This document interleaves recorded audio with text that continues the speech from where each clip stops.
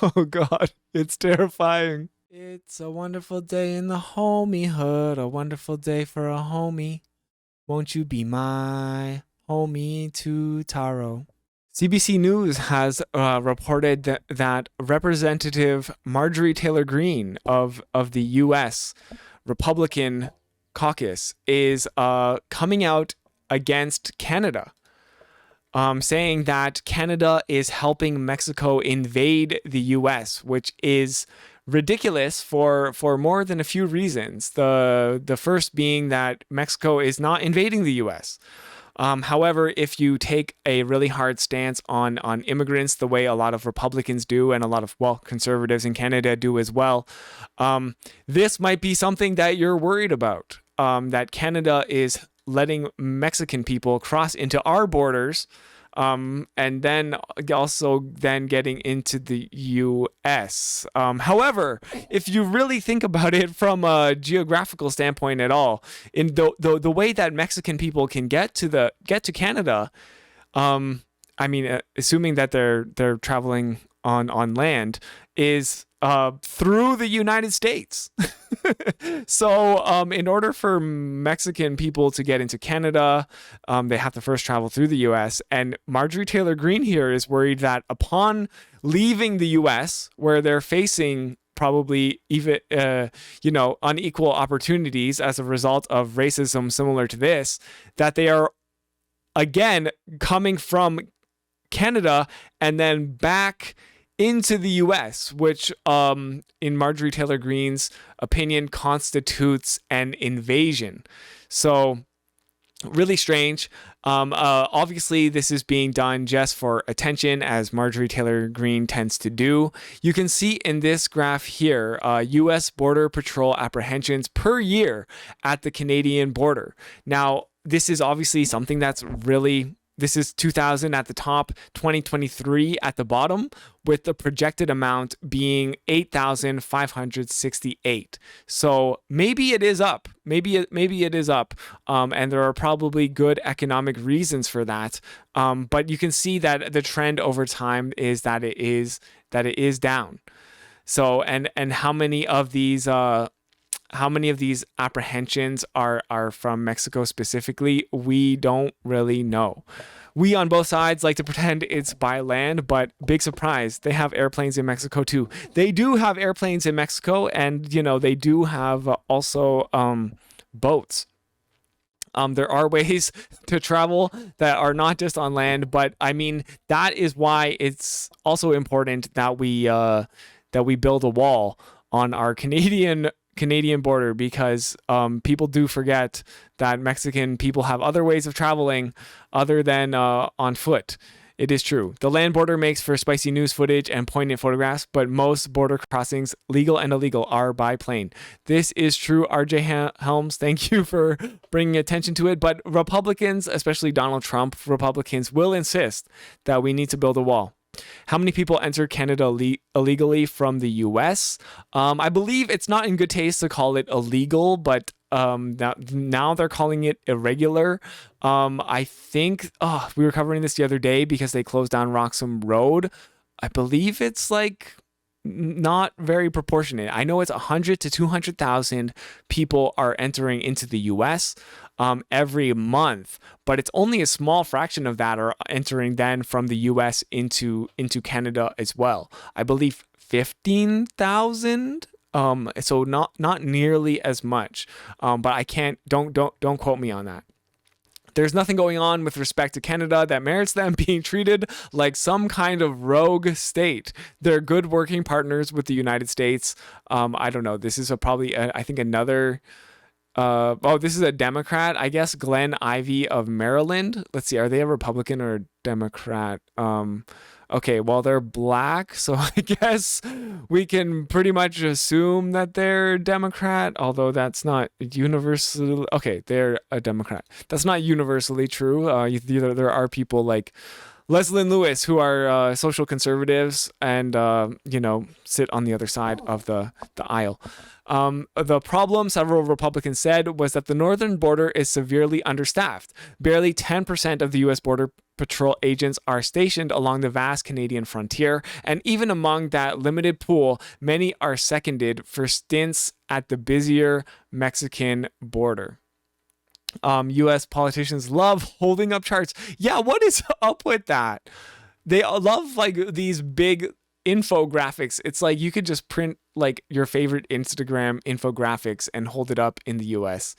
We don't really see any of that in Canada. Why not though? Taylor Greene here saying just like, we're just skimming through this because obviously very sensationalized news, but I think we have the video here as well. The author is saying that she has a knack sometimes serving as a bellwether of where her party is heading. I have to kind of disagree with you here. Marjorie Taylor Greene is pretty much the most unhinged Donald Trump Republican that we know of. So thank you very much. I believe this is the right footage, but I'm not entirely sure. I think you're not supposed to use props in Parliament. Oh, true. So it's almost like poetry slam rules, no music, no props, no nudity. Also, they are in Maryland. I find when politicians from the U.S. come to defend Canada, it's from the northern states. Yeah. I mean, we do have a vested interest in keeping good working relationships. However, it seems like the whole point, too, of the most recent Biden-Trudeau announcements are that we are working together, which is another way of saying we're no longer working with China, or at least we're trying to divest from China and reinvest in Canada-U.S. economies. It is funny to see like Donald Trump and his underlings essentially undermine that goal as well. So it doesn't make any sense even from a conservative Republican standpoint, but Marjorie Taylor Greene doesn't need to make sense. I think funding is extremely important for our programs, especially when it comes to securing the border. And I would like to address the funding issue and the ranking minority member on the committee. I still can't get over, like, people make fun of Marjorie Taylor Greene for looking like the Attack on Titans, and it's hard to look past that sometimes. I know it's not nice to make fun of people's appearance, but it's Marjorie Taylor Greene, so we get the pass. That failed to discuss this with Representative Claudia Tenney, who's not even here on the panel to talk about her bill and defend. Oops, I didn't mean to do that. Let's get back to the northern border. I'm from Georgia, so I don't know much about it because I live in a southern state. Well, at least she's admitting that. But I'm impressed with the fact that it has 5,525 miles, and nearly half of that is over water. In her defense, Joe Biden did this exact same thing too. Americans love talking about the size of the border. I was also extremely concerned to find out that it's the biggest land border in the whole entire world. Before, in the past 10 years, there were approximately 2,000 Border Patrol agents to cover that gigantic expanse of land. I also am very concerned to find out that DHS moved more than 20% of northern border officers to have to go process the gigantic influx of illegal aliens at the southern border. I really hate this word, illegal aliens. Like, it is super dehumanizing. First of all, no humans are illegal. And second of all, referring to people, and let's face it, they're talking about brown people, as aliens is super fucking gross. Leaving northern border states to have to handle these problems on their own, a major problem. And that comes from lack of funding from the Biden administration in the last 2 years when they had full control in the House and the Senate. Okay, so the ironic part of all of this, as we watch the Biden-Trudeau joint announcement in our House of Commons here in Canada, is that they're closing down Roxham Road, which is the main irregular entry point for a lot of migrants. So to pretend as though Biden and Trudeau, aka I guess you could say center right leaning politicians, are like not being hard enough on these migrants is like pretty disingenuous. I'd also like to point out that it's extremely concerning and dangerous to the United States of America's national security that Canada's immigration policy allows Mexicans to travel to Canada without a visa. What? Why would you need a visa if you are a migrant? That the whole point of being a migrant too is that you get to the country and then once you're there, you claim asylum. That's how you actually enter, and this is legal under the United Nations laws about this. So you don't get if you went to apply for a visa and you're a refugee, what happens when you don't get the visa? What choices are you left with them? And this is why they have this asylum protections. It seems that Canada wants to participate in Mexico's invasion of the United States because many of these Mexicans are obtaining an electronic travel authorization to fly into Canada, and they get that approved within Okay, so they are flying minutes, and then they end up coming into the United States. So why wouldn't Mexican people be allowed to come to Canada? Like we as Canadians are allowed to fly to Mexico for a holiday, right? Like what exactly is she saying here? One state in particular, Mr. Quinn, you come from. You're from New Hampshire, and we would be allowed to go and even apply for work in Mexico as well. If we wanted to migrate to Mexico, we would be allowed to do that through proper channels. Amazed that you have a population in your state of approximately 1.4 million people, but yet thinking about nearly 5 million illegal aliens that have attempted to come to the United States. That has to be pretty intimidating. Mr. Quinn, it was reported that in 2022, a family of 4. All right, and the other gross thing is that she says it's a war, like Mexicans are invading the U.S. Just by simply existing within their borders. It's an invasion. Super racist rhetoric. Indian nationals, including 2 children, died of exposure to the extreme cold in Canada near your border with the U.S. on their way to enter the U.S. illegally. In December of last year, a Haitian man was found dead in the woods trying to enter the U.S. illegally from Canada.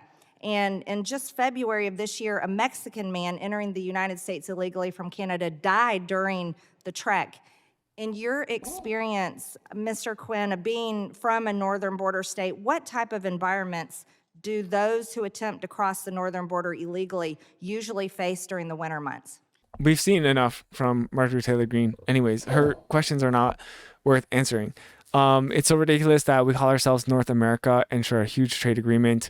Yet the people don't have, of all 3 countries, don't have the freedom of movement. Yes. I mean, it's crazy to think about the European Union too. You can travel throughout all those countries freely. Honestly, I guess sadly, I'm kind of not in favor of free travel between Canada and the US because the US has a lot of guns, and that I would be scared that they would more easily be able to bring guns into Canada. So it's obviously a nuanced discussion, but in a maybe less violent world, I would be supportive of something like that. This is what I mentioned in Discord. There's a lot of NAFTA rules that the U.S. applies differently if you're coming from Mexico or Canada. Thanks, racism. Yeah, I think that is something probably I have to look further into. So even if you're Mexican, you have an easier time trying to get a work permit, etc. if you're in Canada versus the United States. So there's incentive for Mexicans to come to Canada versus the United States. Is that what you're trying to say? Or are you trying to say that it's easier for them to get a work permit in the US if they're already in Canada? Oh, it's easier to get a work permit if you're in Canada versus in Mexico. Oh, right. Yeah. Right. And that is what is like that, exactly. That's why that's why you just go to places and then you figure it out once you're there. Yeah, easier to get a US permit if they're in Canada. Oh, I see. Okay. So right. So basically the problem is like how they've incentivized the program as well. Right? Although to me, like none of this is even a problem. Has she ever even been to Canada? Probably not. And like, let's try to keep it that way, to be honest. You know, we're basically like the walls of Attack on Titan, trying to keep Marjorie Taylor Greene out. Let's see if we can get a live image here of Marjorie Taylor Greene trying to get over the wall of Attack on Titan. This is Marjorie Taylor Greene right here trying to enter Canada. Marjorie. Oh wait, here it is. Here it is.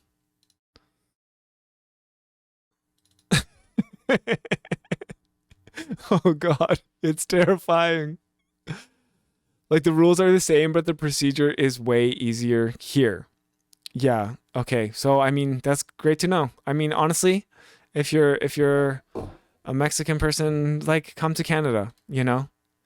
We need more people of color. Even if you want to come to the US afterwards. We for one thing, I mean, we don't have a wall. So you can just fly right in. Why not make sure you don't miss the next video by liking, commenting, subscribing, and ringing the bell? Thank you so much for watching. It's my homie 2 Taro. Peace.